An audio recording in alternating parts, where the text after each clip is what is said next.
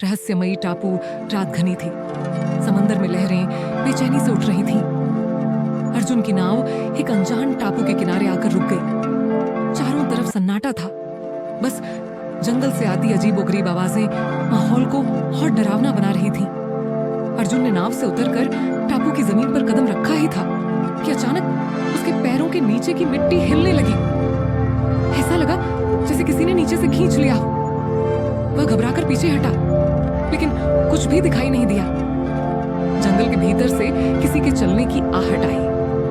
अर्जुन ने टॉर्च जलाकर सामने देखा तो एक पुरानी टूटी फूटी झोपड़ी दिखी। हिम्मत जुटाकर उसने झोपड़ी का दरवाजा खोला। अंदर घना अंधेरा था।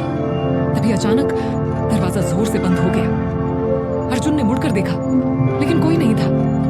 कमरे के कोने में एक पुराना संदूक रखा था जिस पर अजीब निशान बने हुए थे।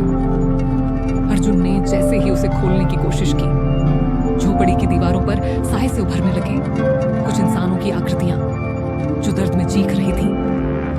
अर्जुन का दिल जोर से धड़कने लगा। तभी संदूक खुद ब खुद खुल गया और अंदर एक पुराना नक्शा रखा था जिस पर खून से कुछ लिखा हुआ था।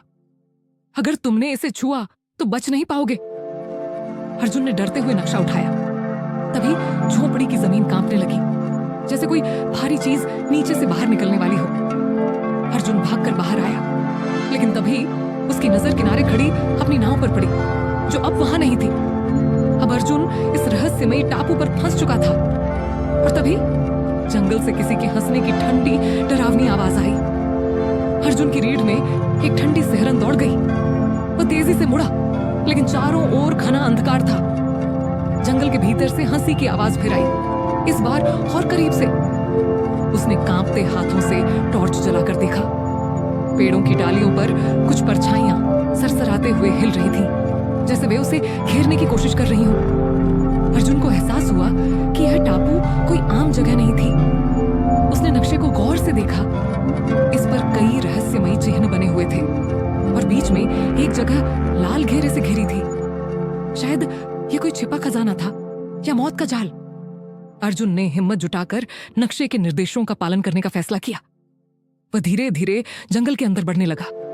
जैसे जैसे वह आगे बढ़ता गया, जंगल और घना और अजीब होता गया। अचानक उसे लगा कि उसके पीछे कोई चल रहा है। वह तेजी से पलटा, पर वहां कोई नहीं था, लेकिन जमीन पर किसी के भारी पैरों के निशान थे जो उसकी ही ओर आ रहे थे। उसका दिल तेजी से धड़कने लगा। वह आगे बढ़ा और अचानक सामने एक विशाल पत्थर की दीवार आ गई जिस पर अजीबोगरीब निशान खुदे थे। अर्जुन ने जैसे ही उस दीवार को छुआ, जमीन कांप उठी। दीवार अपने आप हटी और सामने एक अंधेरी सुरंग दिखाई दी। साहस बटोरकर अर्जुन सुरंग के अंदर गया। अंदर खूब अंधेरा था। दीवारों पर पुराने मशालों के अवशेष लगे थे। तभी एक मशाल अपने आप जल उठी। अर्जुन घबरा गया, लेकिन फिर आगे बढ़ा। सुरंग के अंदर किसी के फुसफुसाने की आवाजें आने लगीं। वह रुक गया। अचानक जमीन के नीचे से किसी ने उसका पैर पकड़ लिया। अर्जुन जोर से चीखा और खुद को छुड़ाने की कोशिश करने लगा, लेकिन जो चीज उसे पकड़ रही थी उसकी पकड़ बेहद मजबूत थी। वह नीचे देख नहीं पा रहा था, लेकिन महसूस कर सकता था कि कोई ठंडी हड्डी जैसी चीज उसके पैर लपेट रही थी। और तभी सामने की दीवार पर एक आकृति उभरने लगी, एक चेहरा। उसकी आंखें लाल थीं और वह अर्जुन को देखकर मुस्कुरा रही थी। तुम आ ही गए, वह भयानक आवाज में बोली। अर्जुन की सांसें थम गईं। यह टापू सिर्फ रहस्यमयी नहीं था, यह श्रापित था।